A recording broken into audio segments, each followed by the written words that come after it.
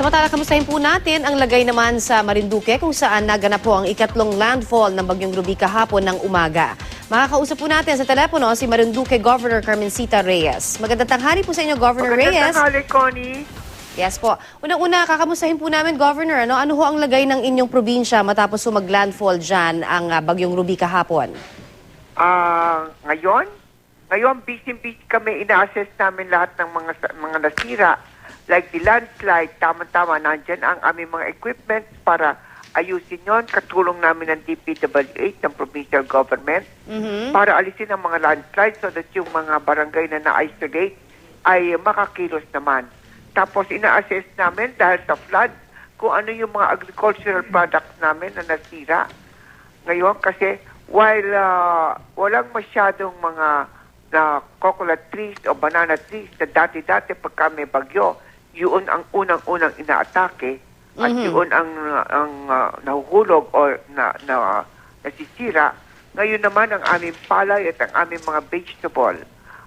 Alam mo, nag-aano pa naman kami, nag-overall kami na organic haven kami, kaya talagang gawa namin yung aming mga vegetables ay organic, lahat yan, pati aming mga palay. At yan ay aming i-harvest na sana ngayong Disyembre, tamang-tama pampasko. Ako, sayang. Ay yan ay nasayang lahat. Kaya ngayon, nandun sila, nakaikot sila yung mga agriculture employees namin at saka kasama na yung hepe ng Agricultural Office.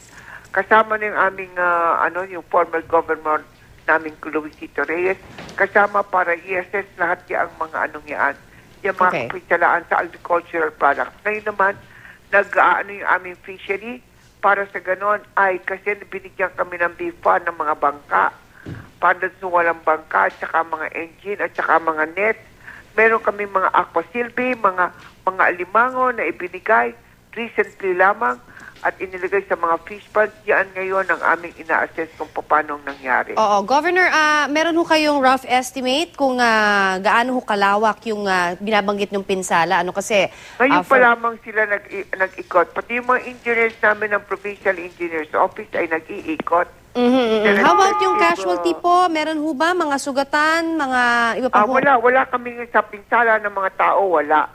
Sa mga hayop din, kami naman ay nag-a-assess din ng aming veterinaryo ng mga namamatay na, may namatay na mga kalabaw dahil sa ginaw, no? At saka yung mga animals namin, ina-assess lahat and hopefully before the office hours end, ay dadating dito sa akin ng mga report.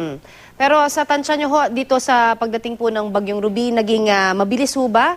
Lahat ng pagtugon naman doon po sa panawagan ng inyong Well, napakagaling naman ng pag-asa na ang aga-aga pa niwarning na tayo sa pagdating ng Ruby.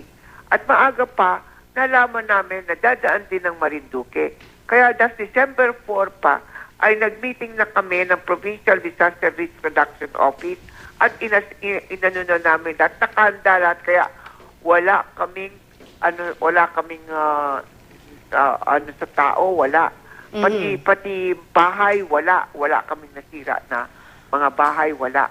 Ang amin ay agricultural products at saka yan, siguro fisheries.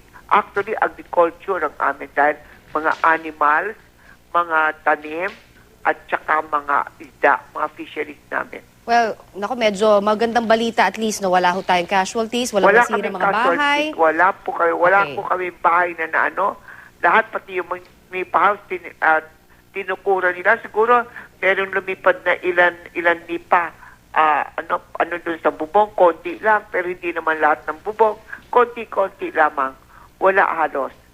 At saka sa coconut trees ay siguro dalawa lamang ang nahulog. Ang banana tree, baka dalawa lamang. Lahat dahil nakaayos sila. Alright, maraming salamat po sa inyo. Salamat po. Ako'y nagpapasalamat sa pag-asa na napakaaga pa lang nila. Sinabi na nila, super typhoon ito. Kaya ang mga tao, pag sinabing basta typhoon, pag sinabing super typhoon, at dahil sa nangyari sa Yolanda at sa Glenda, sa amin dito, ay nakapaghanda kami ng maaga.